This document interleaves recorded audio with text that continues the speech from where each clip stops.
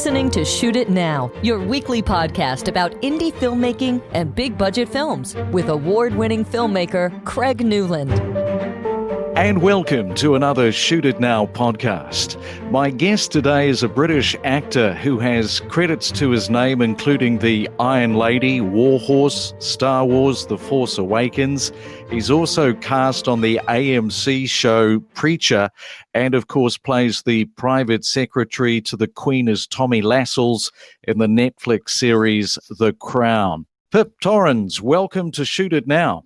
Thanks, Craig. Thanks for having me. Great to have you on the show. The Crown is such a runaway hit for Netflix. It's a show that creates highly charged emotions, volatile situations. Of course, it is steeped in history. And here you are, right in the middle of playing an influential role as Tommy Lascelles, the private secretary to both King George VI and Queen Elizabeth II. Talk us through how you first heard about the series Netflix was planning and about this character of Tommy Lascelles. And I also want to know about the audition process that led you to securing one of the pivotal characters in The Crown. Well, that's quite a detailed question. Let me see. We started filming season 1 in 2016, and I think I was approached about it at the end of the previous year. It was being cast by Nina Gold. I realize now I was seen early on in the casting process, and Peter Morgan, the writer, said on one occasion that he'd had me in mind from an early stage, which is flattering, and I'm not sure that's necessarily the case. But there'd been a number of readings, sort of quite large-scale rehearsed readings of season 1, as I remember, which was staged in a place called the National Liberal Club in London, which is this very daunting, rather oversized club just off Trafalgar Square. And executives and producers and various people were set out in rows of chairs. And we did these sort of large-scale open readings, unlike what a script reading normally is. As a kind of pitch, I suppose, to Netflix and other people, I realized this looking back. I assumed that I was sort of being seen because I'd been helpful in that process. Peter said he liked me for the character of Tommy. Realized this was a part with enormous potential, and that a lot of the scenes, I think, in fact, the Townsend scene, the scene with Peter Townsend, was the one I actually did in my audition as I remember it. So I'd memorized it and I learnt the hell out of it, which is always a help, and sort of performed it to the best of my ability. And that was fine. And then I didn't hear anything for about 2 months. My agent at the time kept saying, no, they like you, they haven't decided. And this is a situation which, as a character actor or a supporting actor, I've been in before on large projects where it's quite possible that they like you, they'll pencil you in, as it were. But what they're really doing is juggling the principal actors and finding out who's going to work with who. And it can come down to quite banal differences. It's not that Claire Foy wasn't the first choice. I think she probably was for the Queen. It's not that Matt Smith wasn't the first choice for Philip. And likewise, it's just that these choices have to be balanced. And that's where someone like Nina, the casting director, is so incredibly skillful. I waited and waited and waited, and then it was all confirmed, and that was very interesting. And then went along and started having meetings. And at that stage, it was exciting because it was a big project. But you have to remember that 5 years ago, Netflix was not the kind of colossal behemoth it is now. It was something that we were all a bit curious about. And I remember in the early read-throughs, there was a sort of pause, and someone said to Peter Morgan, Peter, this isn't going out on a terrestrial platform. So we saw, people are going to see this. And he then gave us a sort of potted lecture on the evolution of Netflix and how it was expanding exponentially, which we kind of took with a slight pinch of salt. It then became clear that he was right. But the audition process was straightforward, but then there was a protracted period, a long period of waiting. Then it all came good. And after that, I was fairly clear in my mind that this could be a complete kind of game changing. It was obvious they had this huge budget. And as Stephen Daldry said, that really enabled them to make it look great, but it also crucially enabled them to get exactly who they wanted and write the show the way they wanted and steer the course they did. So just coming back to the table read, It was a table read, or was there a little bit more of sort of playing out a scene? You mentioned that they wanted to use it as part of the pitch, so presumably it was being filmed. Yes, those table reads were quite interesting. I've sort of workshopped scripts in the early stages. I mean, I went in and did a couple of days on the Benedict Cumberbatch movie about Alan Turing. What was that called? I can't remember. The Imitation Game. Imitation Game, exactly. And that's interesting. So and any stage, I'm sure any film actor will tell you, any kind of rehearsal period away from the set in the weeks leading up to filming is going to be useful for an actor. And ideally you have a lot of sitting around and reading. But those big reads were less about, no one was cast in those public reads for execs and so on, but it was very much a tryout, and I think it was for Peter and the other producers to hear the thing, and writers will always say it's a great help to hear stuff. You often talk to writers at read-throughs and they say this is fantastic, I've got more confidence in it now than before.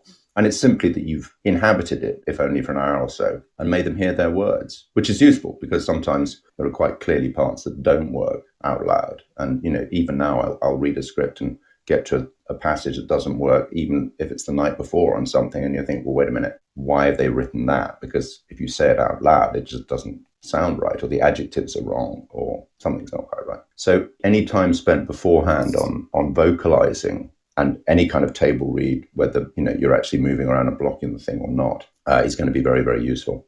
Yeah, I find it interesting with the table reads. Normally, I find them a complete waste of time, but from a writing perspective, as you say, you get to hear the words, so it's invaluable. And with casting, I have always found that great to actually hear the words. I think probably the English give a little bit more than the Americans, because a lot of directors complain that the Americans will hold back on a table read, whereas probably, the Brits, same as Australians and the Kiwis, will give it their all. So it becomes a little bit more of something to actually hear.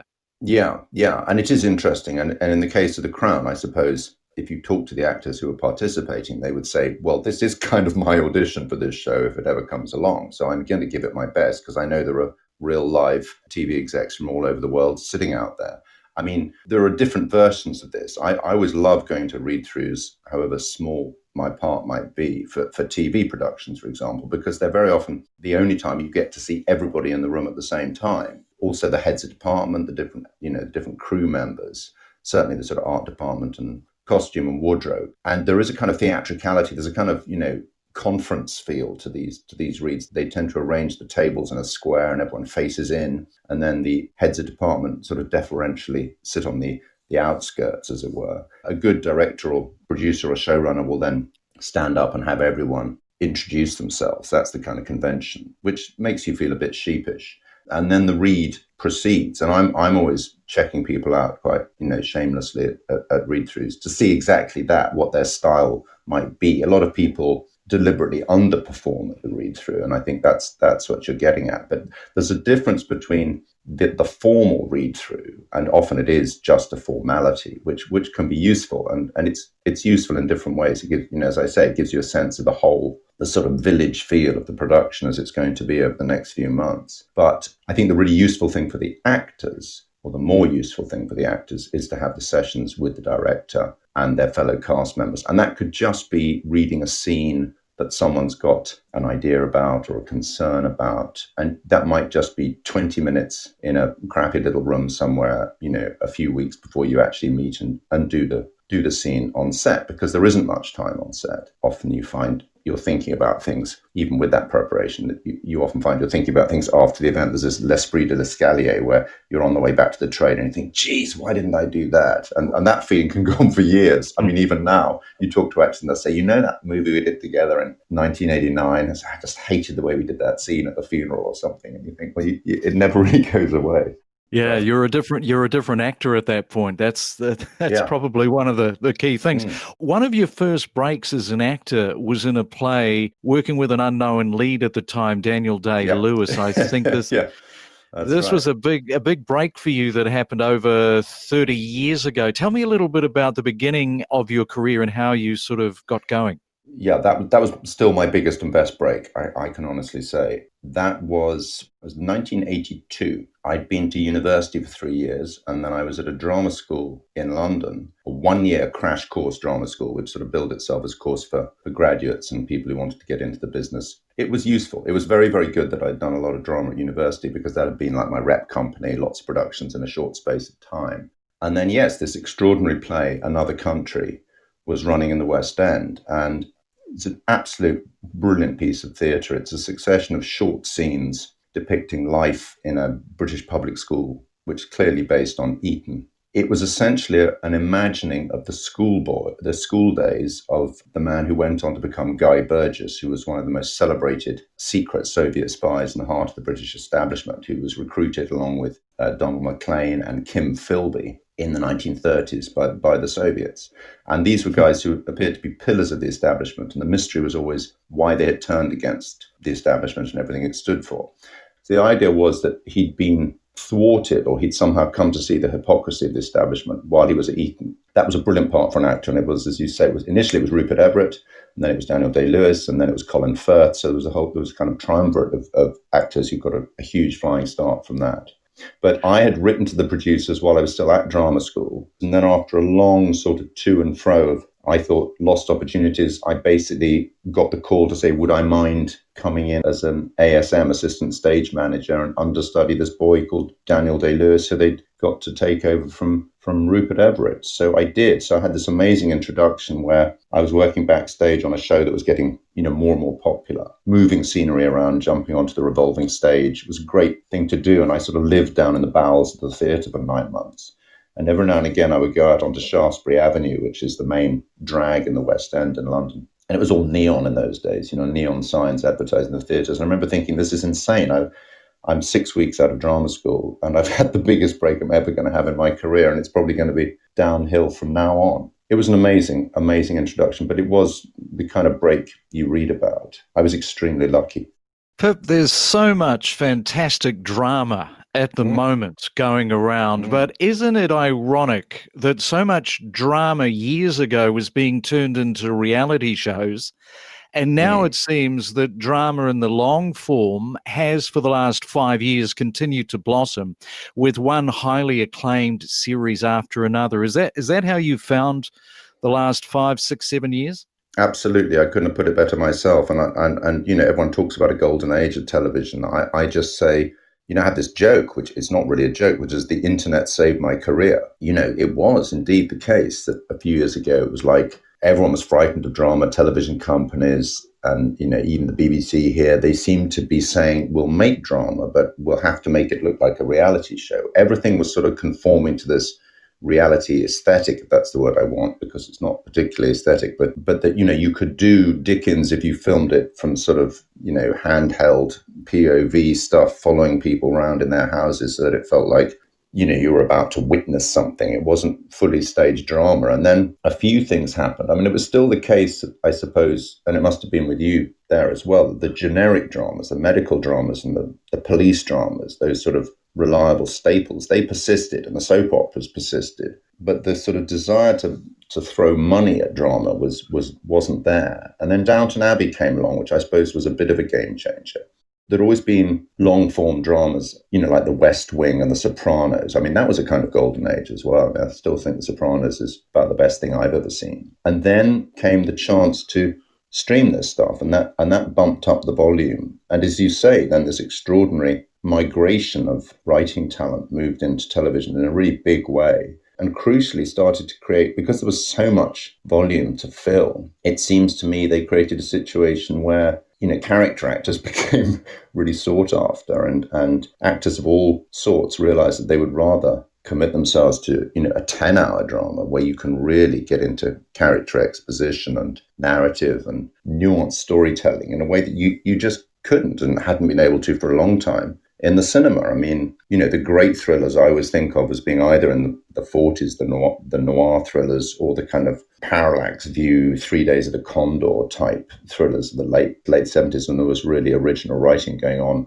in Hollywood. And now it seems much more polarized, and it seems like the great bulk of intelligent, curious, strangely flavored, almost experimental dramas moved into streamed content. I think that's absolutely the case, because everyone saying you have to watch this show, and they then say it's about this, I don't know, it's about a serial killing hairdresser / undertaker or something. And it seems so niche. And then you look it up and you think, actually, this looks great if you like that kind of thing. And people tend to be very evangelical about shows. Yeah, it's been quite extraordinary. And I sort of have this joke, again, which is only a half joke, because I've done it a couple of times, where you look somebody up who you haven't seen for a while and you might be feeling a little bit sorry about, in a rhetorical kind of way. You think, what happened to that good-looking guy who was on that show with 15 years ago? And you go on IMDb and look them up. They've been out in Los Angeles or New Mexico making a show about a serial killing hairdresser or whatever for the last 3 years, and they're doing very nicely, thank you. So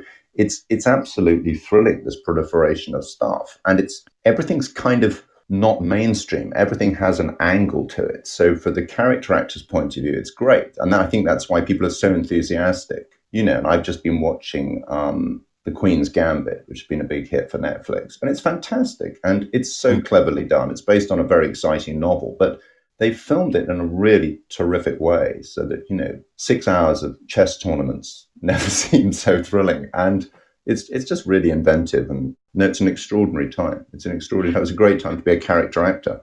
Well, you say that the internet saved your career. I don't really like using the term television, because it doesn't really reflect what is going on. For example, people watch streaming now, so you can't really use the word television if your device for viewing it isn't a television screen. And we now have a generation that are not watching any television at all. It's all online. So what do we call it? It seems to me that now what we have in our vocab is, did you see such and such a show on Amazon Prime last night? Or did you see the Hulu series, the Netflix series? It's an episodic series, but it's not television. I think, obviously, television at some point is just going to die a natural death. Yes, but no, I think, would be my short answer. I mean, I think there's still scope. I mean, we've had a couple of things, BBC shows here recently, which have still adhered to the kind of, maybe the Sunday night 9 p.m. formula. With any luck, we'll want to experience content. We'll continue to want to experience content in different ways. I mean, I'm trying to think of an analogy. I was watching this clever French film last night called Non-Fiction, which is mostly a series of dinner parties of people debating whether and how books will vanish and how we will experience writing, and whether texting and email constitute literature in the same way as traditional books. And it's a debate that's never really, or hasn't, I don't think, been resolved. But I know what you mean. I mean, we're not tied to conventional schedules anymore. It's still an event. You still make an event. Even if you're binge watching, you're self-consciously creating an event for yourself. I suppose what worries me more is the kind of speed watching stuff. So you watch stuff at twice speed or 1.5 times the speed just to get through it. I think that's a problem, because then you're perhaps modifying your perception and your brain in a way that isn't very helpful. But maybe I'm wrong. Maybe in 50 years' time, we'll all be watching stuff at twice the speed we watch it now. I don't know. What do you think?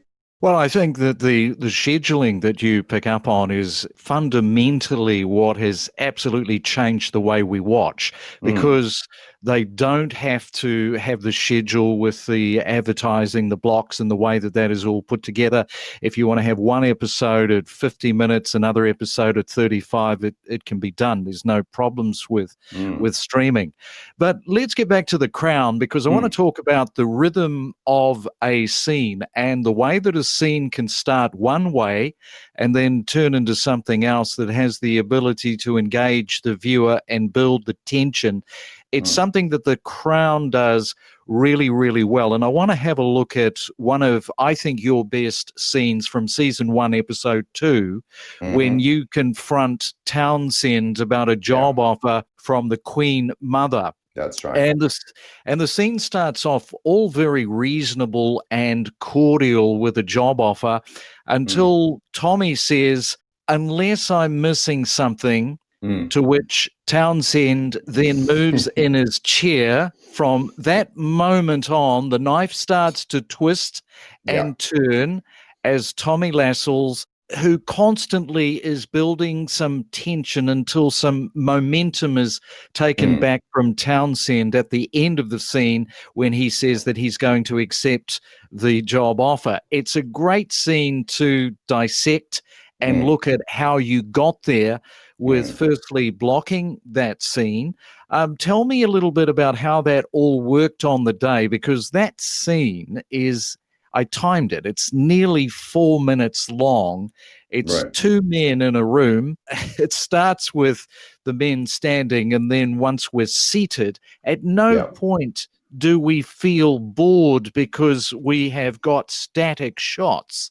No. It's all down to the dialogue, and as I say, the way that Tommy has this ability to just slowly ramp it up. Well, as you say, it is all down to the dialogue. And I think, people say everyone loves that scene. So many people have said to me how much that they enjoyed that scene. And it's a fantastic building scene, as you say. And I think it's testament to how brilliant and inventive, because we don't know that it was exactly like this, as with all of The Crown, but how brilliant Peter Morgan's writing is, and how I think I really benefited from the fact that he fixed on Tommy as a way of telling the story, as a kind of curator, narrator, keeper of the flame, true believer who would always be there to remind everyone else of why they were there, particularly to remind the young Elizabeth of what she was there and why it was important. Yes, it's beautifully filmed. It starts with a shot looking down on me at the mantelpiece, having a cigarette and a glass of whiskey, which, if you know the character, it's very unusual to see him having a whiskey. And of course, I'm having a whiskey because it's in the immediate aftermath of the unexpected, relatively sudden death of George VI,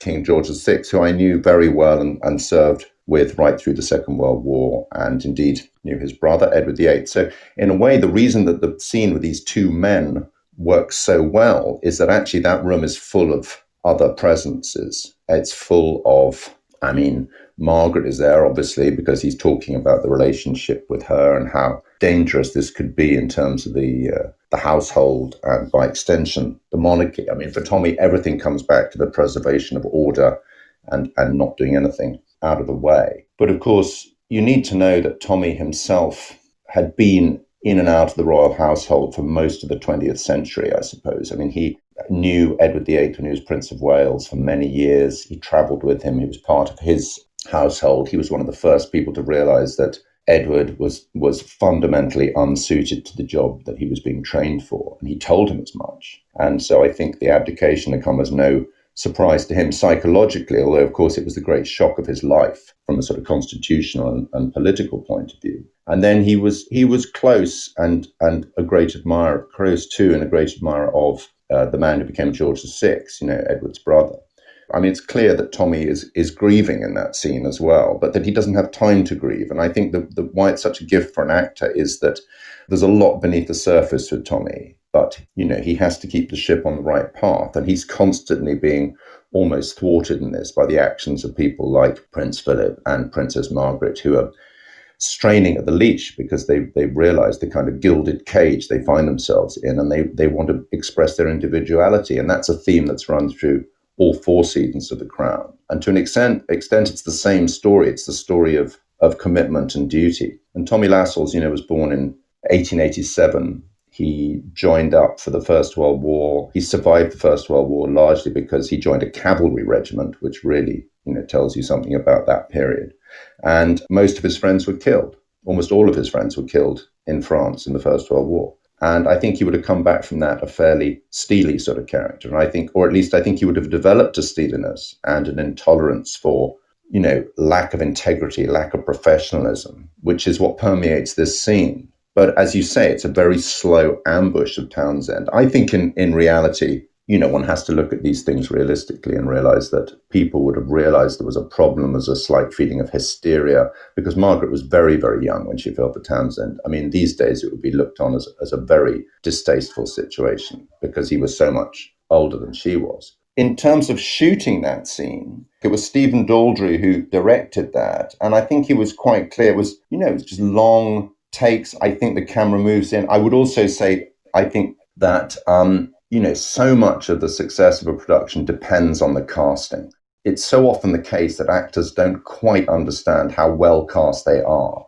And they think they have to perhaps do more or learn more or try harder to make the scene convincing. And I've seen actors asking directors for direction or making suggestions, and you can see the director thinking, I cast you. I took 6 months to decide that you were right for this part. You don't actually have to think about anything. You just have to play the scene.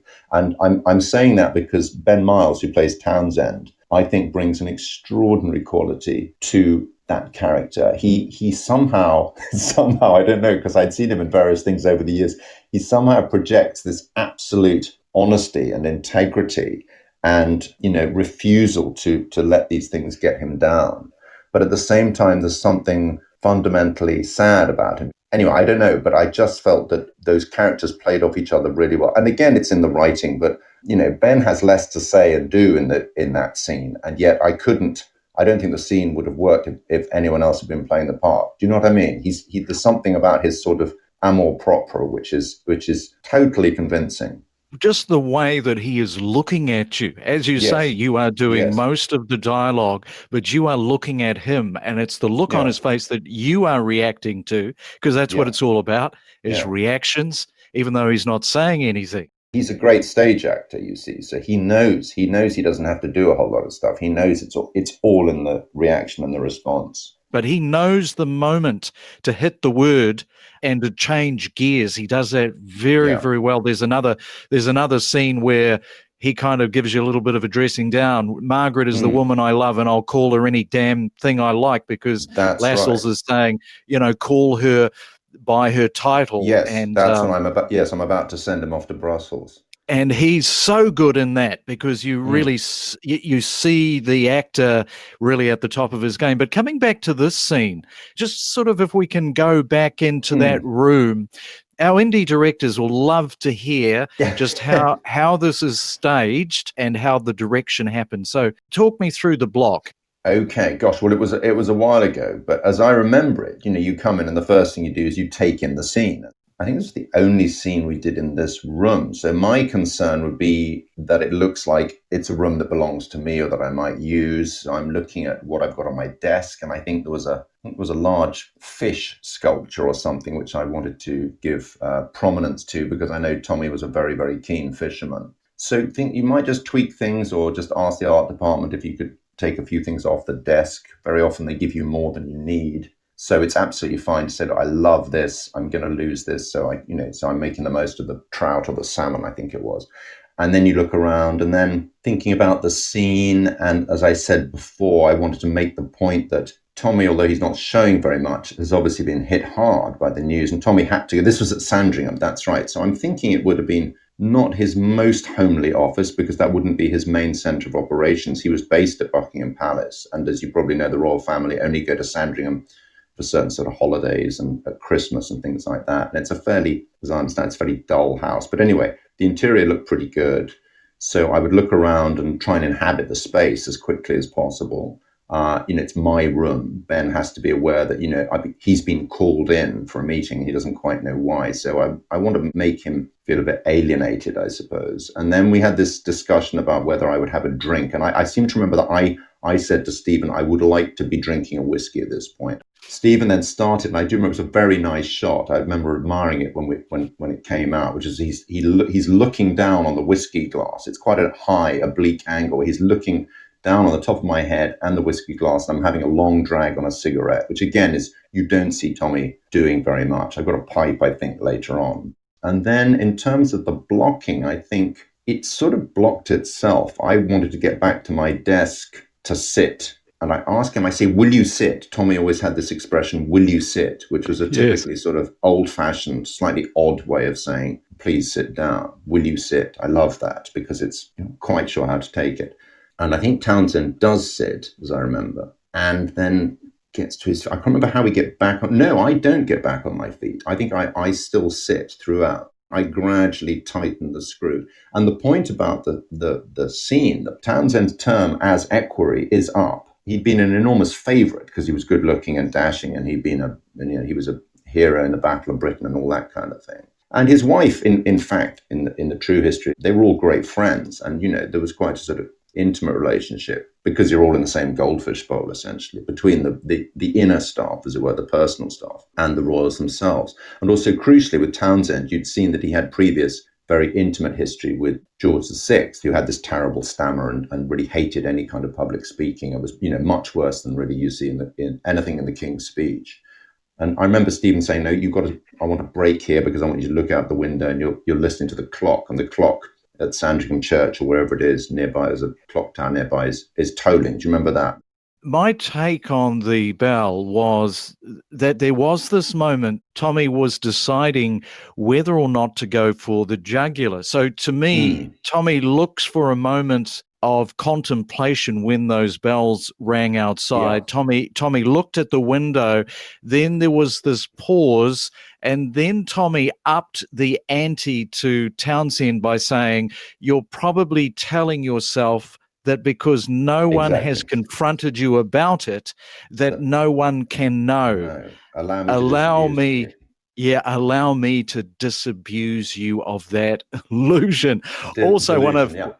Delusion. One of the best lines written for the show and one of the best deliveries of the line. So, oh my God! And I had someone stop me, a flight attendant on a plane years ago, stopped me and said, "I have to say that when I'm get together with my friends, we use that catchphrase to take the piss out of each other." Excuse my language. And it just was very funny. So it has become a kind of a sort of cliche. But that's very interesting. I would come back to that and say that's a perfect example of Peter's writing in microcosm, in that the bell moment, the moment where you feel Tommy's loss, his personal loss, his intimation of mortality, if you like, is the point at which he himself knuckles down. Because anything like that is dangerous. So you see him have a drink, and there's a moment where I have a sort of catch in my voice, and I say, this is a kind and generous offer from a kind and generous man. And I let you see that if there was any emotion coming out, I would want to say more about the late king, but I don't, because the whole point is that's not how we do it.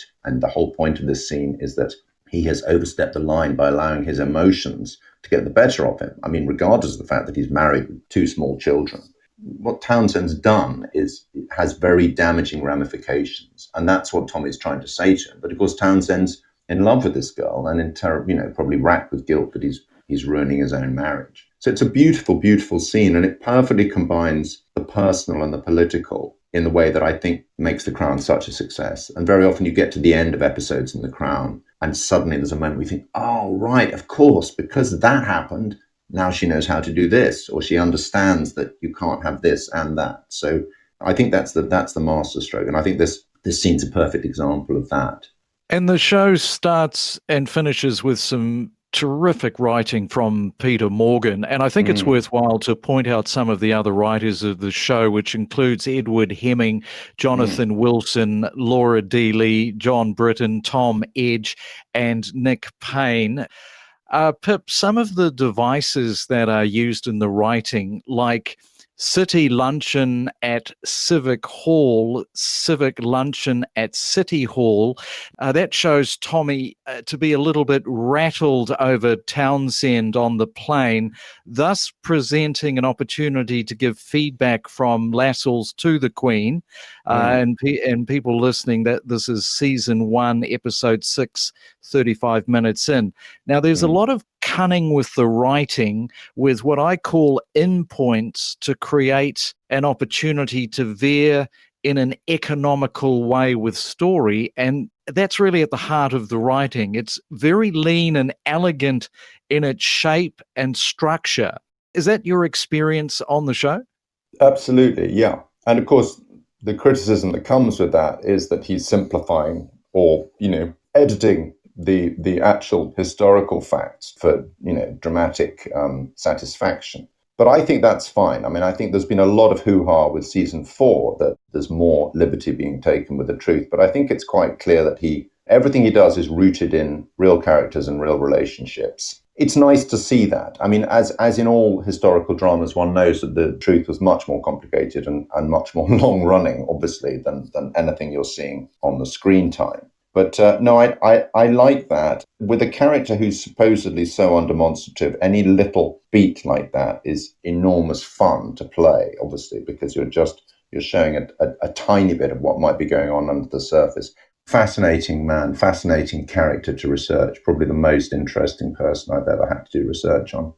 I had to watch that scene a couple of times because on the aeroplane with the city luncheon at Civic Hall, Yeah. to begin with, I thought, oh, maybe Tommy Lascelles has said that deliberately so that the Queen turns and says, "Is everything all right?"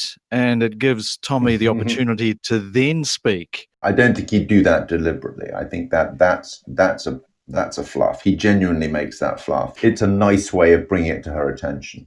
Now, on a show like The Crown, how early do you get the script of scenes before you shoot them? Well, because Peter at that stage was pretty much the solo writer and lead writer in season one, I think my memory is we got them fairly early on. But at the same time, because he's almost like showrunner in status, he reserves the right to supply you things at the very last minute. I had a entertaining experience on season three. I think I was actually filming in Australia at the time, and I got an email from the producer because I'd had this sort of joke that when they announced they were recasting after season two, I mean, Peter had been quite clear that he wanted to do that, and he'd made that public to us and to, I think, everyone from early days. So I would sort of, have these sort of lighthearted conversations with him and with other members of the producing team to say, look, I get it. And I remember saying this to Will Keane, who plays Michael Adine, and he was laughing. He said, I know what you're doing, and the answer's going to be no. I said, look, you can replace the royals, but in a way, the household, us guys, we're like vampires. We never really die. We go on. And I said, and, Tommy Lascelles lived from 1887 to 1981. He died at the age of 94. He started in the time of Queen Victoria, and he lived long enough to see the fireworks for Charles and Diana's wedding. So, that's an extraordinary lifespan. Wouldn't it be great if we all just came back? And they were going, and in fact, one of the producers said to me, well, listen, we've had every kind of discussion about what to do, despite, this, the overall imperative that we'll need a new cast for season three. But she said there've been all kinds of discussions around it. And that, that has been mooted. And I'm afraid to tell you that's been rejected as well. Then I was in Australia, and I got an email from one of the producers saying, look, they're thinking of getting you for a flashback scene, the lovely scene in season three where they decide that really Margaret should become queen because she's much better at dressing up and, acting. And, which is this brilliant idea, which informs the whole sort of Margaret narrative right through to season four. We've seen Helena Bonham Carter. And then I got another email saying, look, just to let you know, it's going to be a montage. There'll be nothing for you to say. You're just in a sequence with other people. And I thought, that's fine. I'll come in for a day, and that'd be very nice. And then about 36 hours before I was due to film, I got, I think, 4 pages of A4 script of monologue, not just monologue, but classic Tommy Lascelles monologue on constitutional monarchy and how it has to always follow certain lines. And this then became a sort of terrible dressing down for Margaret and Elizabeth from Tommy in the flashback in, I suppose, about 1946 or something, where I'm saying, the principle of hereditary succession is a bulwark of the constitutional monarchy, and that's why it always has to be like this, which is very funny. It's brilliant, and that tells you exactly what Peter can and can't do. And in fact, that was a wonderful scene. I remember seeing it and thinking it needed just that. But yeah, you have to be on your toes. If the writer is as much part of the process as Peter is, then that can always happen, and you get pages coming in at the very last minute. I've had that on other shows, but of course, with Tommy, if you're getting new stuff, the chances are it's going to be like that. It's going to be, a quick lecture on the Royal Marriages Act of 1772 or whatever it might be. And it's great to do, but you have to learn the bugger. It's quite funny to get it virtually the night before. And what about the workshopping of the scenes? Do you have genuine time for that? Well, yes and no. And I think, even though I said, it's great to have any time at all, in practice, there's never enough time to do that. And I think Matt and Claire and John Lithgow and people like that probably would have had a few more sessions, but even they would probably say, you've got to make the most of the time you get. It's never built in. It's never as incorporated as you would like. I mean, there are directors, I think probably more indie auteur directors who can say, I'm going to have a 3-week rehearsal period as I would for a play, and then we'll just go and shoot it. And that's great, because I think the more time you spend in those situations, then the more time you save on set is in performance time. It's not necessarily the case that the shoot time is reduced. although it'd be nice to think so. It's been interesting working on shows in lockdown and, doing more prep, coming in for rehearsals which involve real, almost sort of lighting rehearsals and blocking rehearsals to a greater degree of detail than you would normally have, because on the day when you come to shoot it, there's much less scope for getting the lighting crew in, for example, to tweak things as you go along, which would normally be the case. And it just makes you think again that if it were possible, it would be great to have an almost mandatory rehearsal period built into any production you do. I remember back in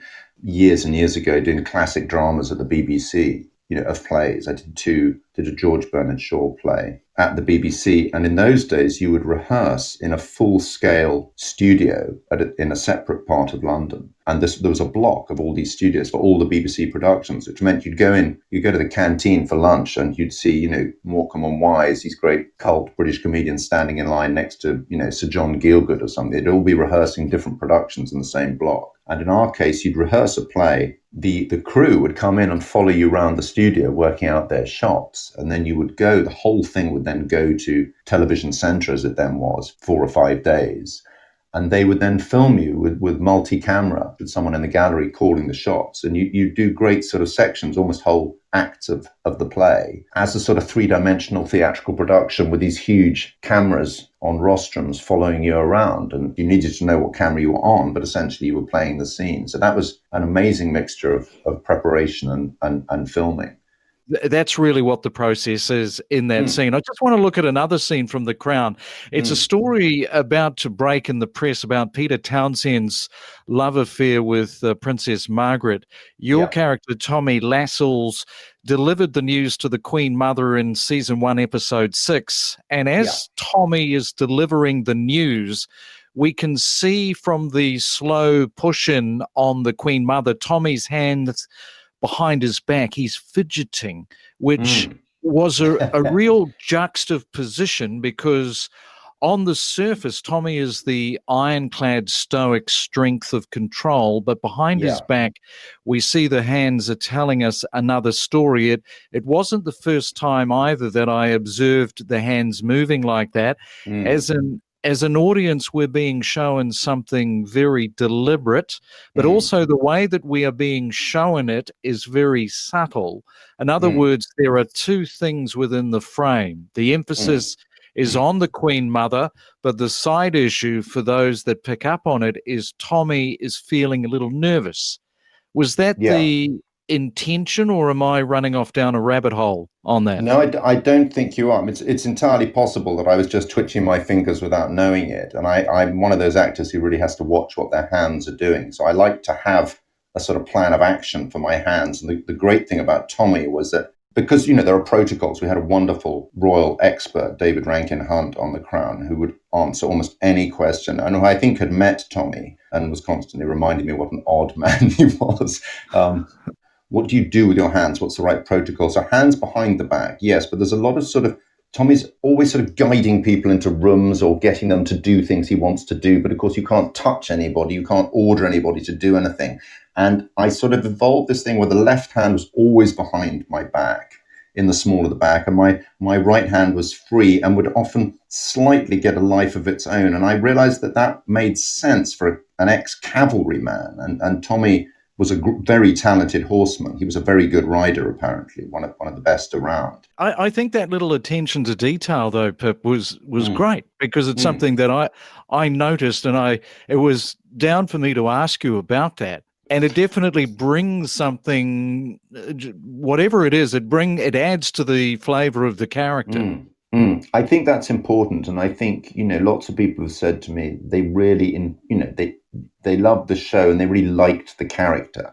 And I think, again, that is Peter Morgan being very clever about, giving you a lot of information, because even if you're familiar with that period, you need to know a lot of stuff. You need to know why Margaret's affair constituted such a crisis. You need to know what the options would be. And very often that's just straightforward technical explanation or history. So you need a character who can do that and also be part of the cast, be a convincing player in the drama. And I think Peter really did that very well. And Tommy was a fascinating man. Those scenes with Victoria, who played Queen Mother, I particularly enjoyed. And they seemed to me different from the scenes with Claire, because Tommy and the Queen Mother had really got to know each other, I think. I think there was, she was very good, the Queen Mother, at cultivating people, and she was very affectionate in her letters, almost, surprisingly so. If you read her letters, they're very sweet and bubbly. And I think she was clever as well. She traded on that. She was a very good, twist around the finger. So yes, that sort of nervousness he's worried for her because he knows this is going to upset her.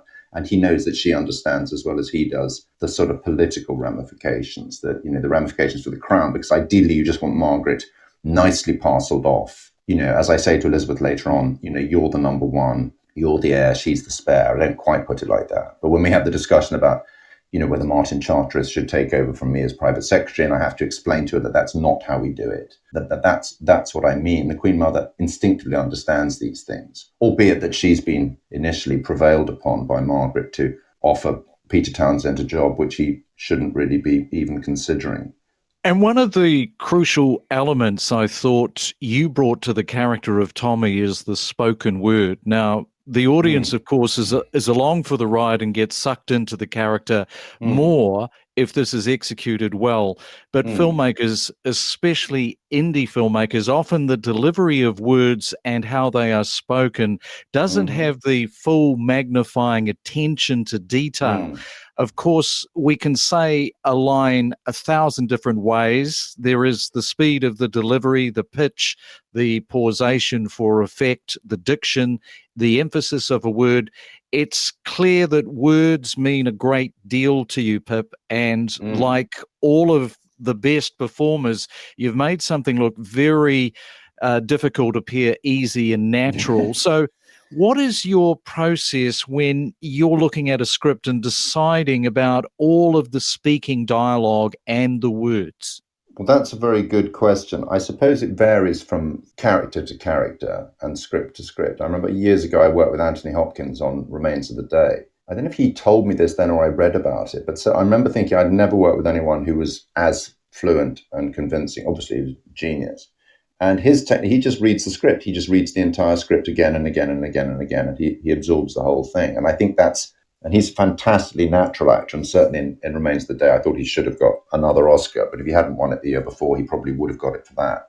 But it's a great benefit if the script is well written, as it is in this case, and it's a great benefit if you're playing a character who tends to give, as we were just saying, speeches or synopses on the situation for the benefit of the character, the young queen, and of course, by extension, the audience, who often need to know this stuff as well.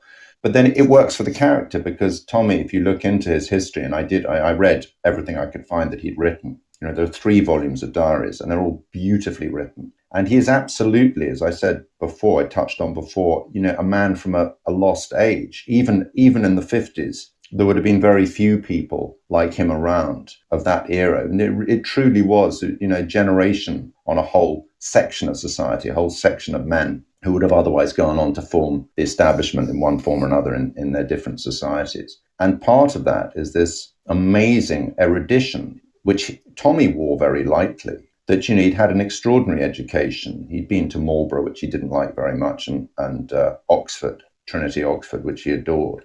And he had a huge amount of classical knowledge.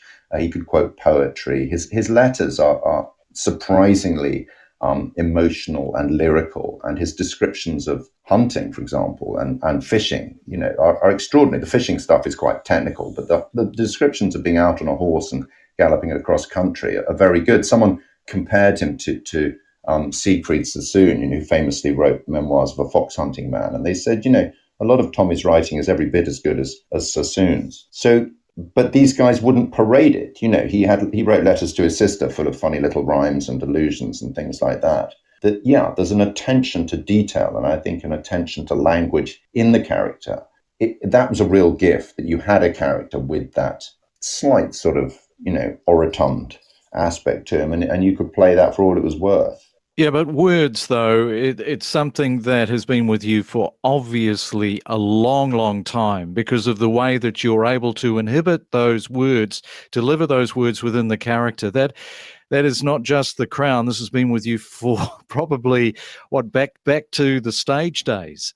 I suppose so. And thinking back to Another Country, that's another beautifully written play. And part of the attraction of doing that, or of when I went to see that play. In fact, friends of mine at drama school said, you should go and see this play because there's a guy in it who's just like you.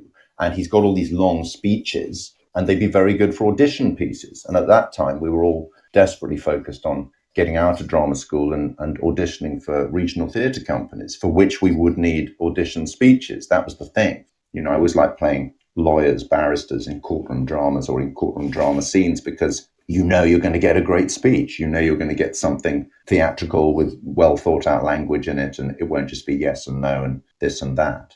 And the other important part of delivering the lines is movement. Tommy has a very economical way that he moves. It's precise what he is doing. The movement is always in sync with the dialogue. One of my pet peeves is when the body movement doesn't match the dialogue within a scene. An actor might look in a direction that has no bearing on the scene, or there's a hand movement, a head roll, and suddenly you're kicked out of the scene. The Crown, however, is a masterclass for all of this to indie film directors. So tell us how you have been able to work in the movement of Tommy along with obviously the dialogue, which we've just talked about. Well, I suppose with Tommy, any sort of physical movement, just like his emotional movement, if I can use that expression, is about control. And if Tommy has a watchword, it's control and stability, I suppose. And he lectures the Queen on several occasions about how important it is that, we do things just like we've always done them, rather like Queen Mary. Eileen Atkins at one point has this wonderful scene with Claire where she says, Claire says, I'm doing nothing. And Eileen has this scene which she says, that's the whole point. That's what we do. You do nothing. That's the mystique of the institution. And the movement, I suppose, for Tommy, the physical movement, the physical expression is all conditioned by that control. And in fact, so many of my scenes took place in very controlled environments, these claustrophobic rooms with Townsend, or the long conversations. I remember the joy of doing those scenes with Victoria Hamilton, where we're discussing how we're going to manage people. And they shot those in Lancaster House, which is this Foreign Office building. It's a sort of disused palace, I suppose you could say, in London, next to Buckingham Palace, which they just really use for state visits. So it's empty most of the time, but it's about, 150, 200 yards long. So you can do a tracking shot or a Steadicam shot, which basically never needs to end. So you'd be walking and walking and walking and talking. And we'd realize we had a lot more time to say what we were going to say. And there's something delicious about that. The fact that they can show the enormous size, and the fact that if we wanted to, we could run around and turn somersaults, and all this sort of space and power that's just referred to. I mean, one of my favorite scenes in the whole thing was the scene they shot at Wilton House, southwest of England, which has this extraordinary vast drawing room, which almost looks like the Sistine Chapel. And it was painted, I think, and decorated by Rubens or Van Dyck, I think it was, who painted the famous portraits of King Charles I. The whole room looks like a mini Sistine Chapel. It's insanely over-decorated and wealthy looking. And they did a scene where I think I'm sitting or someone's sitting and having a nice cup of tea with the Queen Mother. And the establishing shot for that is just priceless because it's this vast, great room, these little figures in the corner. And nobody at any point says even, oh, I do like this room, or isn't it wonderful? They just take this for granted. So in terms of movement and lack of movement and potential power and how power is expressed, that economy, that control is very cleverly done, I think. And it makes it more dramatic when people do, like when Margaret gallops off on horseback to try and escape and can't, and all that sort of thing. So yeah, it's interesting, but it's nice always to play buttoned up, restrained characters in that way, because you can imply so much with very little. And sometimes the writing can come down to a single word, but then the actor has to execute the word in a scene. The meaning of a word manifestly from the dictionary is failed to exercise good judgment. When Tommy is hauling Martin over the coals for trying to skip protocols for taking his job after Tommy retires, Tommy says to Martin, look, you've worked here for 3 years. I would have thought that long enough for you to know the ropes, understand the rules, the way things are done. As Tommy is saying that, you can feel what is coming. Something is being squeezed. And Martin just falls into the trap by saying, I think I do. And then Tommy, slowly looking up from his desk, says, manifestly not. Manifestly not. No, beautiful choice of words, because, manifestly simply means, you have demonstrated, Tommy could have said that in so many other ways, just as manifestly not, meaning, you've just, I know exactly what you've been doing. And it's clearly the case that you have done the exact opposite of what you should have done, given your 3 years experience. But instead of saying all that, just as you say, manifestly not conveys the whole thing. Well, you've managed to focus an intense point of concentration into the performance, which I think, without doubt, is your biggest strength. And it's another good example of executing a simple word that puts a full stop on Martin's behaviour, as you say, and the audience is in no doubt that Tommy has had the last word. That's right. And even when the Queen comes to see him immediately after that scene and says, look, I want Martin. And that's almost my favourite scene, I think. I take her through very briefly what went wrong with Edward VIII and how it was the little things. And I say it's in the little things that the rot begins, I think is the expression I use. Just you see him explaining it so nicely and in such a controlled way. And even though she, I think, leaves the room at the end of that saying, well, I want Martin, and that's that. And Tommy has this classic expression, which he uses again and again, where he says, of course, the decision is yours, meaning you know perfectly well the decision is not yours. The decision is that you will do what has always been done, because as Queen Mary said, the main thing is to just go on either doing nothing or doing things as we have always done, changing nothing. So even when he perhaps doesn't seem to have won, and that's true of the Townsend scene as well, where Townsend leaves him blazing defiance, you can see this is just the beginning of a campaign, or nothing as obvious as a campaign, but Tommy has marked Townsend's card, and that is in many ways the beginning of the end for him. And a question about the Queen. Have you ever gotten the chance as a result of The Crown to meet the Queen? No, I haven't. I think it's very unlikely. I did meet Princess Anne many years ago at a premiere. I was struck by what a dull job it must be that she simply had to come down this line trying to think of things to say to people from a world she knows nothing about a film she hasn't yet seen, and the ability that they have to sort of nod and speak and move on, and you realize it's happened to you, but you're not quite sure what happened in the moment itself. So this very strange.